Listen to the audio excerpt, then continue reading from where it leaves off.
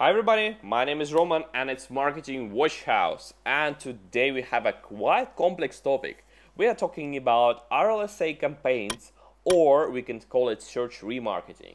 It's not a very beginner's topic, but it's incredibly powerful one. So let's start with the idea, what is RLSA campaign? RLSA campaign is a search campaign, not Google Display Network, that shows your ads only for those people that are already inside your remarketing list. And if you don't know what is a remarketing list, it's the audience list that contains information about people that were on your site or in your shop. So the moment I search something for the first time, I click on your ad, you have no understanding who I am. After I come to your site, you have me inside your audience, and you can show me different ads afterwards. For example, if I don't book something or don't buy something from the first try, before I come to your site from the first time, you have no understanding who I am. But after I was on your site, you have an understanding who I am. I was on your site, you have me in the list, you also have some behavior. Probably I booked something or bought something, or probably left a comment. So you have some engagement information about me, or you probably don't have anything about me, just I was on your site. All this stuff makes a very important point to your campaign. I am familiar with your site and with your brand. So when I come to your site when I come to your site again, I already will know your navigation, how to order something, or I already thought about buying something and I'm ready to buy. And it's very important, because we have few insights that actually are relevant almost across all the businesses. First, people that were on your site are more likely to make a conversion on the next visit. And it works with all medium and long decision making.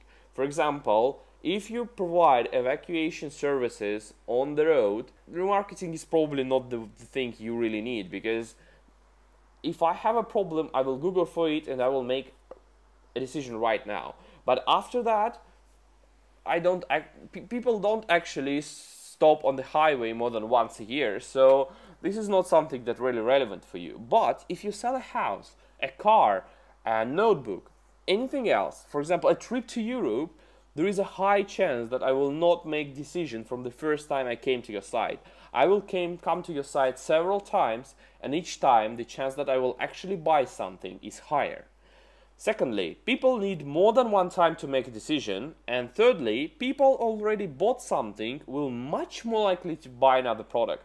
And this is the most important audience you might have in your business.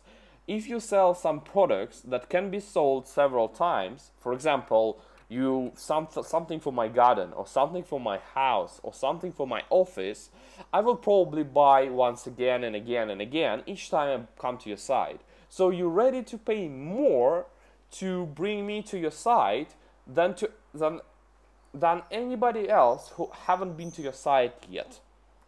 So that basically means, first, as I told, we're ready to pay more for people that are in our audience.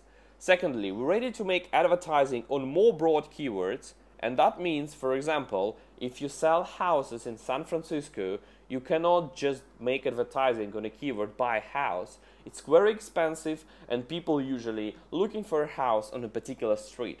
But if I was on your site, there is a high chance I'm actually looking for a house in that area. Because people are not going for all the signs in San Francisco comparing all the prices. That doesn't make sense.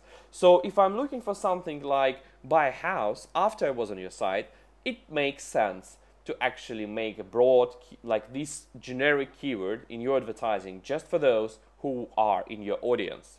Thirdly, we can show an alternative message for the buyers. If I was on your site or I bought something there, you can make me another offer. You can show me different things. For example, you can say me that you have 10% off for those who already bought something. You cannot show this message to everybody, but if you have an audience for the people that already bought something, that makes sense.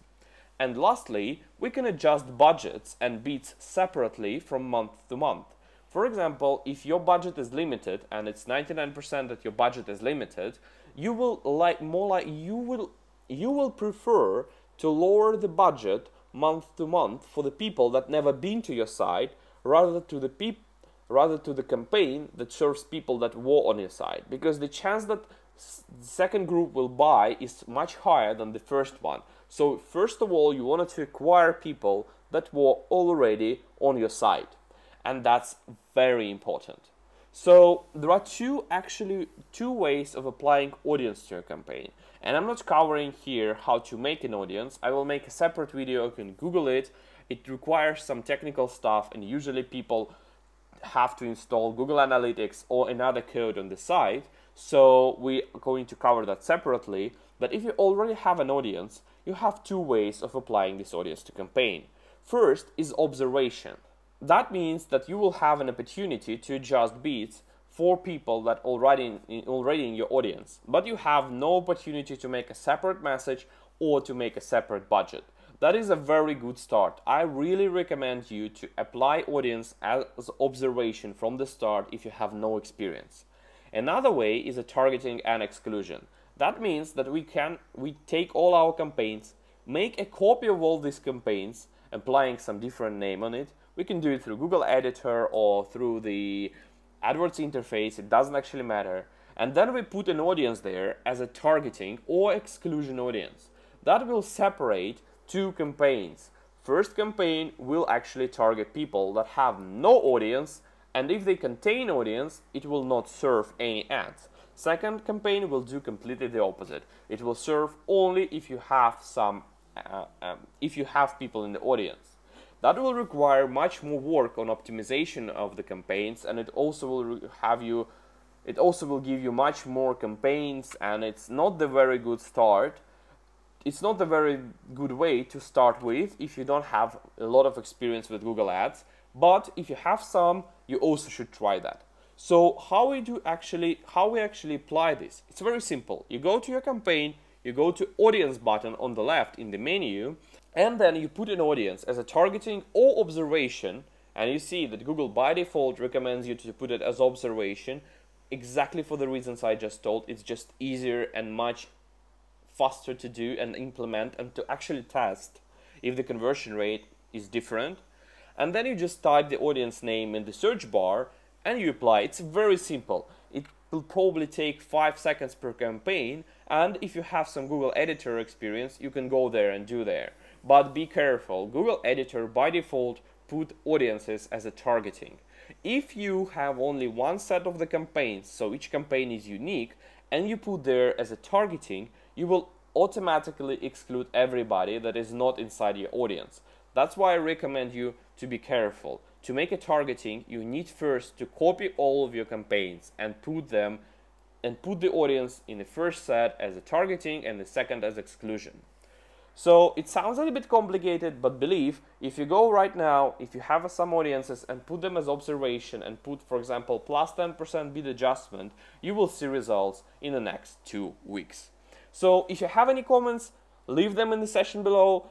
Like this video, subscribe to this channel, that will help me a lot. And please leave your questions down so I can actually create video for you, and I will include your comments in the video if you want, so everybody will see your unique name.